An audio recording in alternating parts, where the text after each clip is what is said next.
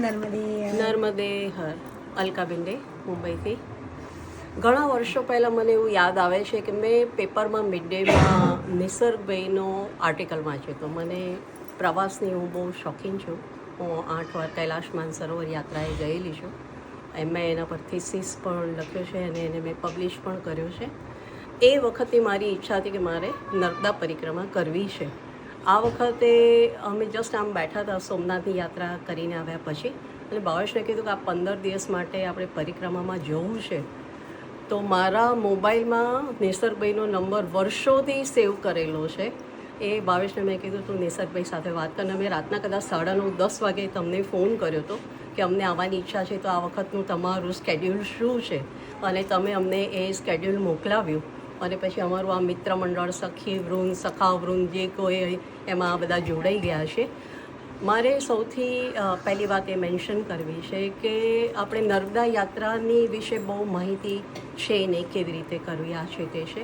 અમે તમને પૂછ્યું ત્યારે અમને એમ કે તમે ડે વાઇઝ અમને સ્કેડ્યુલ મોકલાવશો કે કેવી રીતે સ્ટાર્ટ થવાનું, ક્યાં જવાનું, શું કરવાનું. પણ એ તમે કીધું કે અમે તમને ડે વાઇઝ અમે તમને ઇન્ફોર્મ કરશું.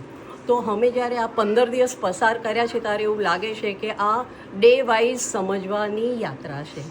પહેલા દિવસે કયા ઘાટ પર જવાનું, સૌથી સવારે પહેલાં ઉઠીને ઘાટ હોય તો ઘાટ પર આપણે સ્નાન કરવાનું. પછી આપણે તરત જ ઘાટનું પૂજન કરી કળશ પૂજન કરવાનું. નર્મદાષ્ટક શું છે અમને ખબર નથી, નર્મદા મૈયાની આરતી શું છે એ પણ અમે લોકોએ પહેલીવાર બધાએ પાઠ કર્યા છે, સાંભળ્યું છે. અને આખી યાત્રા એટલી બધી આધ્યાત્મિક રીતે પવિત્રતાપૂર્વક તમારાથી અમને કરવા મળી છે. અને એનો અમને બહુ જ અત્યંત આનંદ છે કે પવિત્રતા જળવાઈ રહી છે. બધાએ બહુ સવારે, વહેલી સવારે, આટલું બધું વહેલી સવારે જાગવાવાળા આ પરિવારમાં અહીંયા જે બેઠા છે, પણ 4 વાગે બસ ઉપડશે એટલે બધા આપણો જે સંઘ આજે જે બન્યો છે, નર્મદા પરિવાર જે બન્યો છે, એ બધાએ બહુ જ સરસ રીતે કોઓપરેટ કર્યું છે. એક આધ્યાત્મિકતાના ભાવથી જે બધા આવ્યા છે એટલે બધાએ એ રીતે ચાલ્યા છે. અને સોનામાં સુગંધ કહેવાય એ રીતે તમે પ્રયાગ પણ અમને કરાવ્યું, અને એનું તો અત્યંત આનંદ છે. પરિસ્થિતિ બેકાબૂ આપણે જોઈએ છે રોજ ડે ટુ ડે, પણ એમાં બી બહુ જ સારી રીતે આપણે પ્રયાગરાજ જે કર્યું છે આપણે બધાએ, કોઈને કોઈ એવી તકલીફ નથી પડી. કસોટી યાત્રામાં થાય એ તો ભગવાનના આશીર્વાદ કહેવાય છે કે ભગવાન આપણી સાથે છે તો જ આપણી કસોટી થાય છે, બાકી તો બધા ઘરે બેઠા છે શાંતિથી.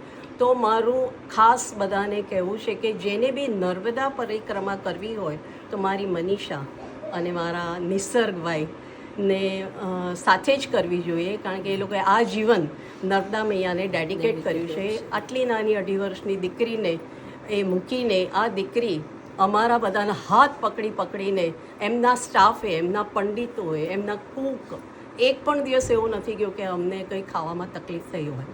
અને બહુ સ્વાદિષ્ટ ભોજન, પંડિતોએ બહુ પવિત્રતાથી અમને પૂજા કરાવી છે. કળશ પૂજન અને જે શણગાર, જે ફૂલો, અને બહુ જ સારું. એટલે I have no words to explain, but God bless you. અને અમે તમને કીધું છે કે ભાવેશ કાકા તો એક ફોન કરવાનો, અને ચોક્કસ અમારા બધા વતી તમને ખૂબ આશીર્વાદ મળે.